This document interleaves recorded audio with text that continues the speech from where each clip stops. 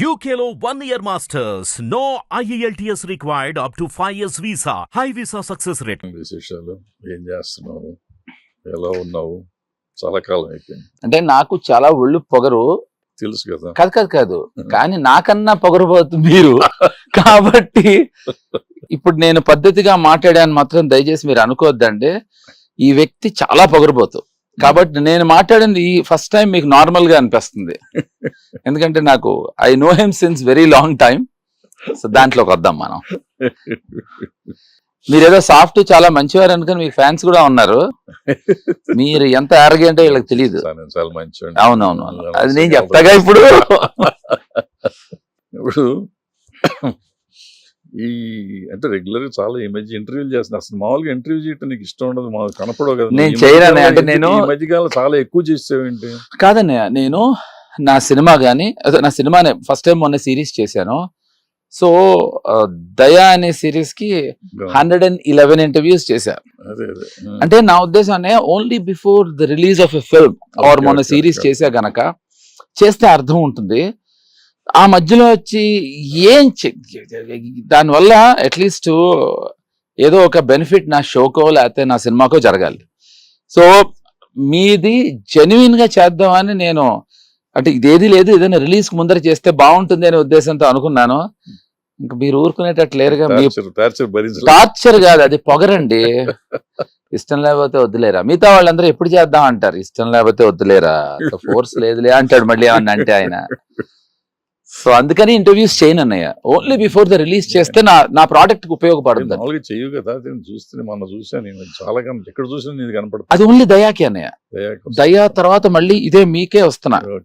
మళ్ళీ నా రిలీజ్ కి వద్దాం అనుకున్నా, కాదు మీకే వద్దామని వచ్చా. ఇప్పుడు ఇంతమంది డైరెక్టర్లతో పనిచేసావు కదా, అంటే నీకు నువ్వే ఒక డైరెక్టర్, సగం డైరెక్టర్, అంటే డైరెక్టర్ అవ్వక ముందు నుంచి చెప్తున్నా. నీకు ఇష్టమైన డైరెక్టర్ ఎవరు? అనే నే వర్క్ చేసిన వాళ్ళలోనా? డెఫినెట్ గా అంటే నేను ఇది చెప్తే రాము గారే అవుతారు అంతే. నాకు డెఫినెట్ గా రాము గారే. రామ్ గోపాల్ నేను ఒప్పుకోలేదు. ఏమండి, ఈయనకి రాము గారు అంటే చాలా ఇష్టం. కాకపోతే వీళ్ళిద్దరు కలిసి ఇంటర్వ్యూ చేస్తే చూడాలనుంది నాకు. నా ఇష్టం అది.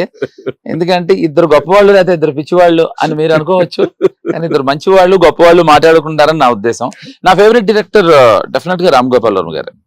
అంటే నాకు బ్రేక్ ఇచ్చారనే కాదండి, యాజ్ అ డైరెక్టర్ తన థాట్ ప్రాసెస్ కానీ, the way he makes films or the way he thinks of doing things.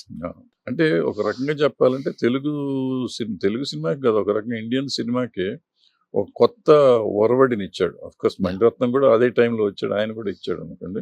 But ఈయన సౌండ్ మీద కమాండ్ అవన్నీ కొత్తగా.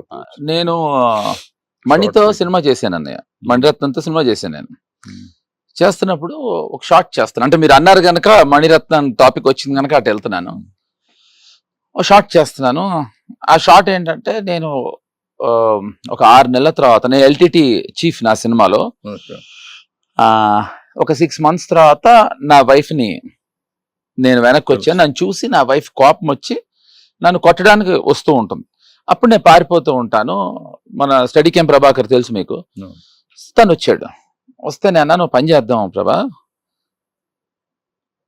మణి చెప్పాడు బానే ఉంది, మనం ఏం చేద్దాం అంటే ఎక్కడో అక్కడ నేను తప్పించుకుంటాను, అమ్మాయి కనిపించకుండా పొదల్లాగా వచ్చి, అప్పుడు వెనకాల నుంచి వచ్చి పట్టుకుంటానండి. బాగుంది అన్నాడు, భలే ఉంది అన్నాడు.